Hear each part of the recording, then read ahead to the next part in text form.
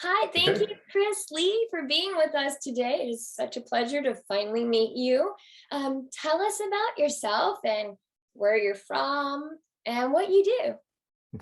Thank you, Bonnie. And it's really a pleasure to get with you today. I really love what you're doing with your podcast and I was really excited to have this chance to talk with you. So I'm Chris Lee. I was born in farm country, Ohio, and also lived in some other places. I grew up as a teenager in Canada. And then I decided that I wanted warmer climates. So I moved to the South and been there ever since. And I've been in Texas a long time and I call that home. That's home to me. So what I do now is I'm a business productivity consultant and a mindset coach because to me they go hand in hand. And also along the way, I've done speaking, and as you know, I do some music on the side. Yes, yes, I love it. I love your music. So I So, have some slashes in my name. so what was your first inspiration? What ignited your passion, for doing this? So I didn't really, just initially consciously choose it. So I worked in corporate for a long time, and that's where I learned the productivity stuff, working with team productivity and studying the gurus and that. And then also where I started doing the speaking, which again wasn't something I just said. Hey, I woke up one day and said I want to be a speaker, but I was getting in these opportunities to speak at conferences or to do sales demos and things like that, right? And worked pretty well. So the seeds of that was kind of starting, but in the productivity, after a while, I was feeling like we just weren't doing it right. We started working harder and harder, and that kind of led me to question some things about productivity and also what I wanted to do. I wasn't exactly feeling the passion, so I was feeling that, and then I really had a wake up call when my mother passed away several years ago, because I thought about these things I could do. I was thinking about that, but I'm like, okay, yeah, one day I'll get to that. Like music as well, right? So Yeah. I played when I was younger, and then kind of sat there in the corner, didn't do much with it. So my mother passed away, and she was so healthy, and I thought she was going to outlive us all. It was like, okay, you need to like stop putting these things off and do things that you're passionate about. So, I didn't do it all at once, but I started doing some of those things. I started, writing songs, and then, recording them and getting out there and singing. And then I wrote my book, which grew out of the productivity experience that I did, and just kind of went from there. And those things morphed into the motivational coaching and consulting that I do now. Excellent. Well, can you tell us a little bit more about the book? Is this a new Yeah, release? it's actually a couple of years old, Okay. but I got some new interest in it very recently. And as I said, it grew out of traditional productivity, but I didn't like how we were doing more and really getting less done and too much multitasking, Mhm. which we thought was cool, but it's really not. It turns out focus is really more important. And so, but the gurus were like not kind of teaching that, right? They're like, oh, have this complicated time management system and do all this stuff. I'm like, this got to be another way. So I actually found some people and thought leaders that were offering alternative ways to do that. One is Tim Ferriss, Gary Keller, who is the founder of Keller Williams Realty. He Oh, has a book called The One Thing, which is all about getting really focused. And the crazy thing is, if you do it right, you can actually get more done. So you're not like necessarily giving up accomplishments to have work-life balance. If you do it right, you can have the work-life balance and still get more done in what really matters. So that was led to the title of my book and the theme, which was, less is the new more. Do less, but do the right things and get more done and have a quality of life to go along with it. So no, I love that. I absolutely love that. And I also noticed, how did it feel? You got an International Impact Book Award. Was it for that book? it was for that book. That's the only one I have so far. And it's funny. It's like other things. It's like you do one. It's like, oh, when are you going to do your next book? It's like, how hard it is to do one book, right? But I am thinking about it. Maybe I'll think about it in a year. But yeah, so I got some more interest in that via some, a podcast. And they said, why don't you apply for these awards, right? I'm like, okay, cool. What it's like, you apply for stuff, whether it's music or whatever, right? You Right. say, sure, I'll submit my stuff, and you don't have great expectations. Well, I got the award in the self-help category. So that was really cool. Oh, And, that's incredible. yeah, it's really validating. It's an accomplishment to do it, but and as you know, like with music, it's like you do it, you put it out there, and you're not sure, how good it is, what kind of impact it makes, and right. And the So I fulfillment, don't need the award to get an award, but the validation that you're doing something good is nice. yeah, it was like you're on the right track. Yeah, exactly. Yeah. Incredible. So, well, actually, tell us how long it took you to, to do the book for it to be actually released and out there. I'm assuming it's available on Amazon. Yeah, that's the main place where you want to go. I don't know if it's on Barnes and Noble anymore, but just go to Amazon. It's there. So the cool thing was I was using, experimenting on myself. So with my productivity ideas, I wasn't just writing academic stuff. It's like, well, I want to do stuff that works, and I'll use myself as a guinea pig. Yeah. So I did that with music and with the book, right? I'm not saying great musician or that happened overnight, right? But trying to be focused and have a plan to say, okay, do this, focus on this for a bit, figure out what you need to do, and do it right methodically. And same with the books. I was able to, so I went self-publishing route with help, okay? Because going a traditional publisher, nobody recommends that anymore, but you can get as much help as you need with the publishing and proofreading and stuff. So, but writing it, I was able to do it within 3 months, Oh, wow. with the writing and some of the editing. So it was, again, proof that if you do these systems right, and focus, then you can get amazing stuff done quickly, right? So it wasn't just theory. Excellent. So I always see you posting very motivational. I always just love the motivation that you have on your Instagram feed. And sometimes when I need inspiration, I go and look at your page and see what you've been posting. And I admit I do steal some of your posts. And you know that because I'll tell you. Yeah. But I see you have such an amazing engagement. You have more than 12,000 followers. How did you get that? How did you grow that? And how long have you had your account? So I don't even know, and it's hard to grow, as you know, right? yes.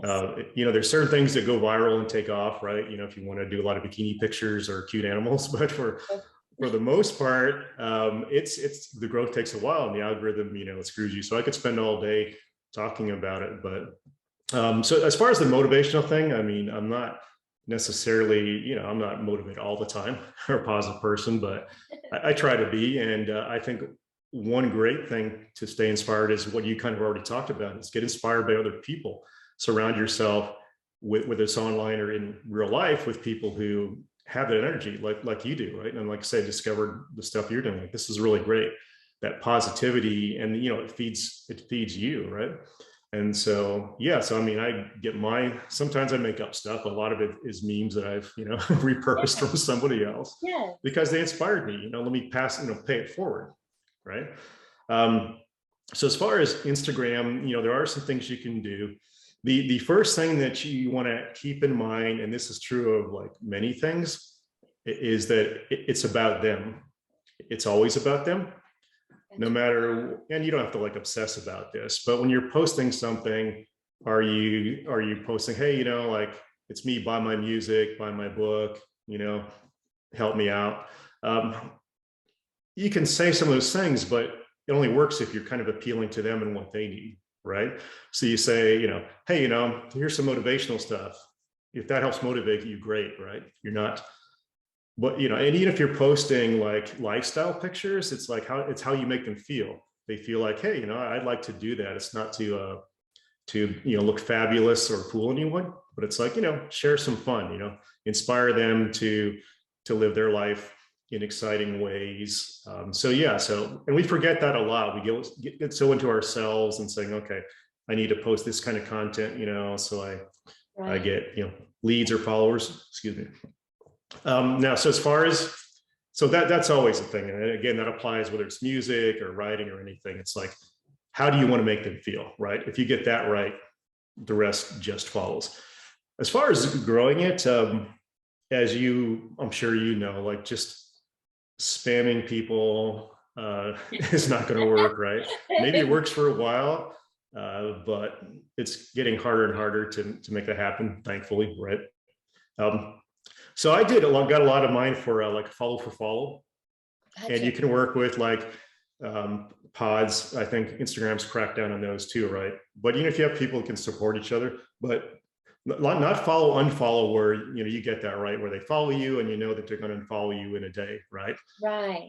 So you don't do that. So kind of do follow for follow with the intention that, okay, we're going to hang out, right? And also, if you ever heard of Gary V's buck 80 technique, the idea is the name comes from putting your 2 cents in. So if you do this so many times, right, it adds up to a buck 80. So you take like 10 hashtags, comment on 9 posts or something like that. It adds up to like a buck 80. Sounds like a lot of work. Maybe you want to do like, less, but just go out, find some hashtags that you like, start engaging, and and sometimes you follow them, sometimes you don't need to, and you start to grow. And if you can do that a couple times a day, you don't want to be on social media all day. I know I don't want to, right? I'll get other things to do, but if you do that, you start getting those extra follows and things, but you also start to build that engagement that you mentioned, right? So Yes. if somebody connects with you, then connect with them. Like take some time to look at their stuff. And I'm sure you know a lot of this, right? But it's good to reinforce that with people. It's like, go find out who who you resonate with, and comment on their stuff in a personal way, not too personal, but like in a way that says, oh yeah, you actually read my stuff. You're not just out there, like clicking, and things like that. And you'll start to get those relationships. That someone will be your what they call them, like your super fans or whatever, right? You'll get some of those, but you don't need a lot of them. But you'll get people who are interested in what you're saying and who will give you energy back, and you give them energy. So the numbers are important, but the engagement is more important. And it's easy to say that when you're past 10K, right? But you don't kind of get to there unless you do the right kinds of engagements. Yeah. What's incredible is that you gave me a shout out like several months ago. And did you know what happened? When you gave me a shout out, I had like at least 4 or 5 followers from you that came over, and Cool. liked my Instagram. So I just thought that's so meaningful, because your followers really are, they are dedicated. So I love that. You have just great engagement. And it's good you point that out. That's another great tip too. And it's working. I can't worry about the algorithm anymore, but it's a tip that is still good, right? To shout out other people. So it's easier on LinkedIn because you can take their thing and say, hey, they posted this, and say something nice about it, right? But you can do it on Instagram by doing it to your story. And the good thing is, again, you're just organically connecting, but also you're crossing out of your feed, because nobody's going to find you too much from hashtags. Once in a while you get lucky, but to get out of your feed, you engage with other people, and you can ask for shout outs or just do it, right? I mean, I really should do more of that, honestly, because it feels good, right? Both of us, yeah. Yeah, it feels good too. And, your tribes can connect. So yeah, it's another great tip too. Yeah, I love it. I love it. Well, you are super inspiring, and I knew this would be.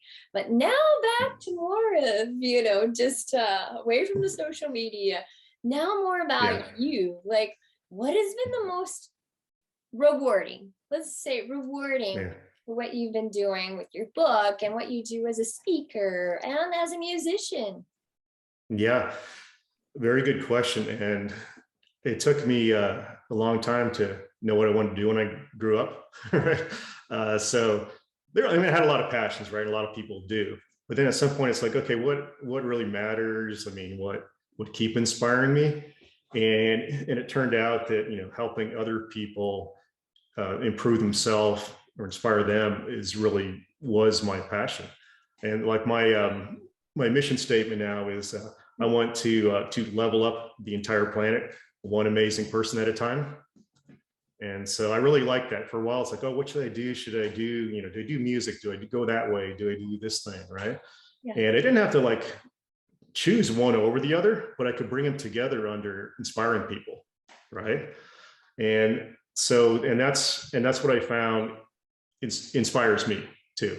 And so as an example, this is from singing. So maybe you can relate to this. So one night I'm in a smoky bar, and kind of sitting there. The first guy was on, I was coming on next, and it wasn't too crowded. And there was this couple there, and it looked like they were, it was a special night, but like something was missing. And so when I came on, I said, you know what? I'm going to throw out my set list I had, and let me just play some dancey songs, right? And so, and I was doing an acoustic, right? But I'm like, okay, let me take a shot at it, right? And sure enough, after a bit, they got up and started dancing, and you can tell they were just having a really good time, right? And so I'm like, okay, that by itself was cool, right? Because sometimes you're singing to the bartender, right? Or people are on their phones, and it's like, okay, no one's listening.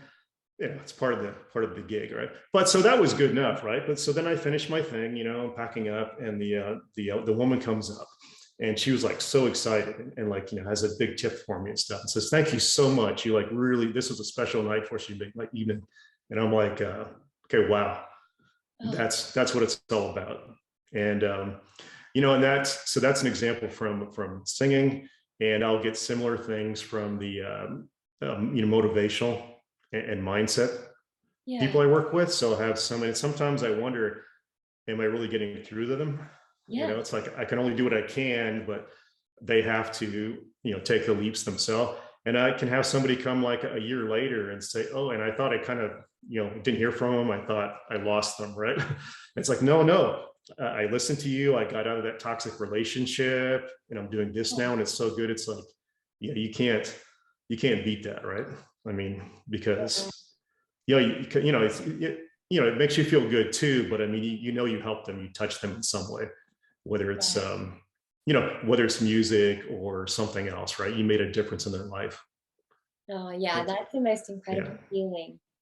It sure is. Yeah. So that's the one. Know that, and that's a good point. We don't always know that, but I think in our heart we need to, as long as you're doing what you're passionate about and you're inspiring others, you have to know that it is eventually going to come back out, and you'll hear it. But that's just like the best kind of motivation when you finally hear it.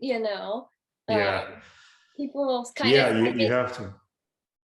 You have to do it without expectations. Yes, definitely. And you do it for the love too, right? But you do it to serve. You do it without expectations, and trust the process, I guess, and then you will get that energy and love back in some way.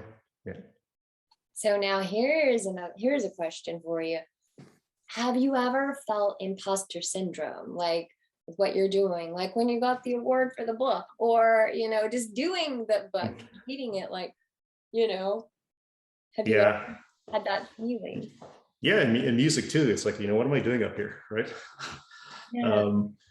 Yeah, absolutely. I think if anyone doesn't feel some of that, they're probably delusional or just really super confident. I don't know. I mean, and I think people who are, what's the word, like, who are empathic or, connect, it makes sense, right? Because you're going to evaluate yourself, right? And, be introspective and not just assume that you're the greatest thing ever, right? And everything you say is awesome. So if you don't go through that, like I say, you're probably are delusional. So yeah, I dealt with some of that too. I dealt with it, like getting comfortable. I was comfortable on speaking stages, but like getting on a music stage was like, terrible, right? The first several times. And also, with all the other stuff, motivational and so forth. But to me, it does get better. So I'll tell, your audience that it does get better. You have to get into it. And also, I think the key to me is to get past that is you get outside of yourself and make it about them, right? How you can serve them.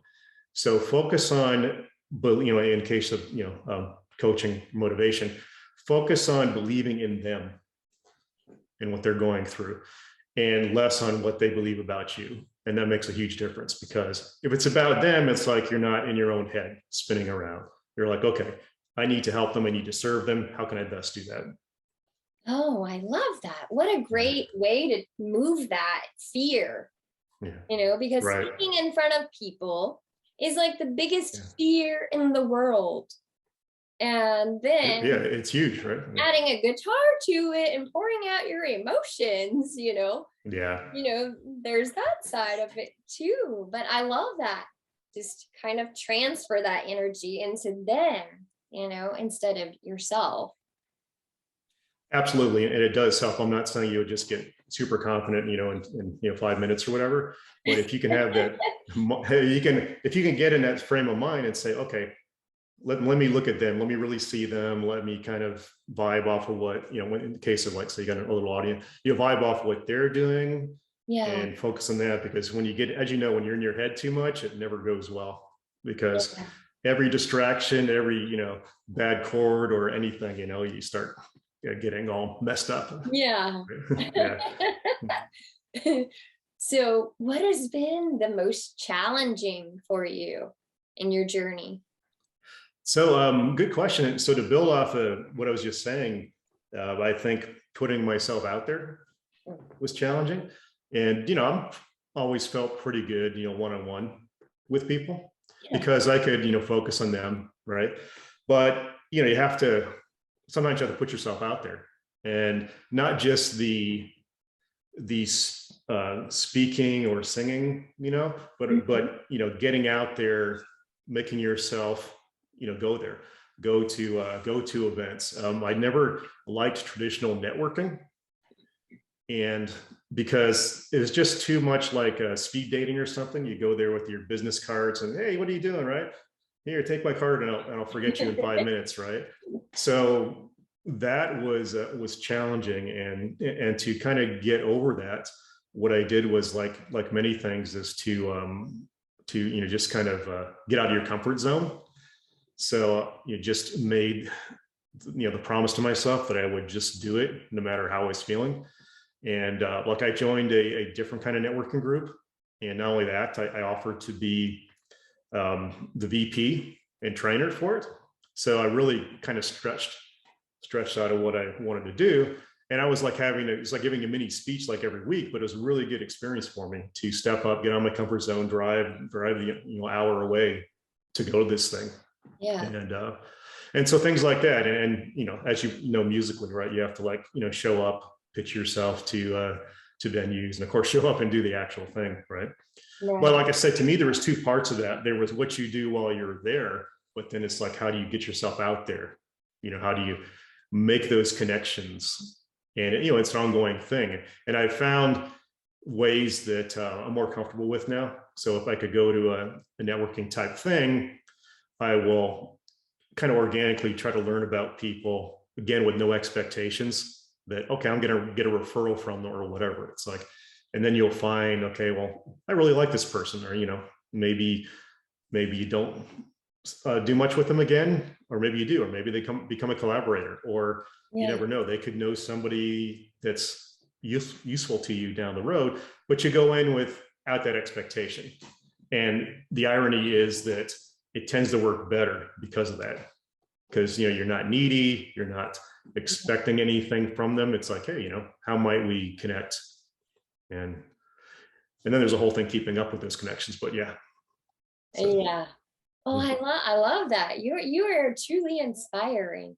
Is there anything else you would like to share? Like, how about give us some advice, like the listeners, some advice if they wanted to do what you're doing, become a speaker, put out a book. Yeah. So, so there's, like I said, there's product productivity things that I have that, and anybody who wants to, if they want to have a conversation with me, they can DM me on Instagram or LinkedIn or where I spend the most time. And let's just have a chat, and see, I love hearing people's new ideas and plans and seeing if I can help them, launch, right? Yes. But so yeah, some things you can do. So let me think. So many, so many ideas. You have to, so do some prep, but then at some point, start doing it. Like Nike, just do it. You will probably suck at it at first. That's okay. Everyone does, right? But you will learn more. You can keep getting more and more training, and that's true in coaching or speaking. You can find all these people with systems, and they'll tell you this is the way to do this and that, and you always think, oh, I need to watch one more webinar or take one more course, and you'll never get there with more training. You will still be, having the imposter syndrome thing or not feeling it. So do some prep, feel a little bit good, and then just start doing it. Okay. And that will give you the feedback, whether it's from the experience or from people, to what works and what doesn't. And yeah, you can build up your knowledge and techniques as you go along, right? And again, like I said, that's true of anything, whether it's writing a book, speaking, doing music, right? I mean, you could sit there. I mean, you know about like the basement musicians, right? I mean, they're there and they could, play guitar circles around me, right? Yeah. But they're still in their basement, so it's better to get out there and get your message and yourself into the world. And it's easy to say that, right? So, but do it in baby steps. Do a little prep, get out there, learn, stretch a little more, and just keep going and enjoy the journey. So so there's that. And like I said, there are productivity aspects of it. So you don't spend years doing what you could do sooner. Yeah. And then the final thing I would say, and this is not, a pitch, but it's like having, some kind of mentor or mentors helps, because you get, first of all, you experience, like for the, like say the coaching thing, it's like, well, you know what it's like, what the process is like. Okay. One, and two, they can help shortcut your journey because they've learned a lot of things not to do. It's kind of like being a parent, right? It's like we're trying to help you. It's like we've learned what not to do, right? So otherwise, you're seeing the whole spectrum of possibilities. I should do this, this, and this, right? And you want to do all the things, and some don't work.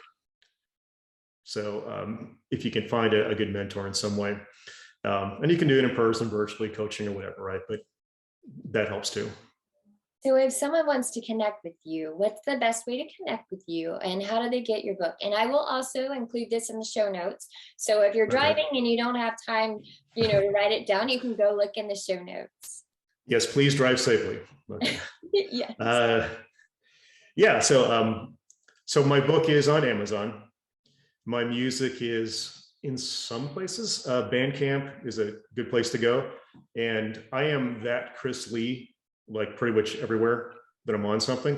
So ThatChrisLee, that Chris Lee. So that's my website. That's my Instagram handle, Facebook when I'm on it, LinkedIn, and I think even on Bandcamp, right? So, but I'll give you all those links to give it to them, right? But yeah, so you can find my book there. You can find some music there. And then, of course, look at my socials to see those things that hopefully motivate them as well as you and other people. Excellent. Excellent. Well, is there anything else that you would like to share that I missed?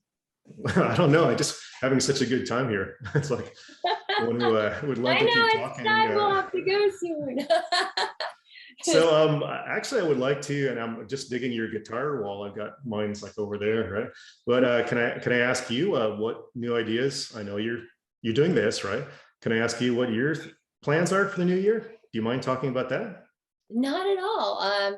Well, really to focus on the podcast now with Omicron. Oh goodness, please, Lord, don't let us go back through this again. The whole COVID situation, but yeah, really focusing on growing the podcast and releasing music, constantly releasing music, performing out, and hopefully just inspiring people and growing this podcast to share it with the world. That's so awesome.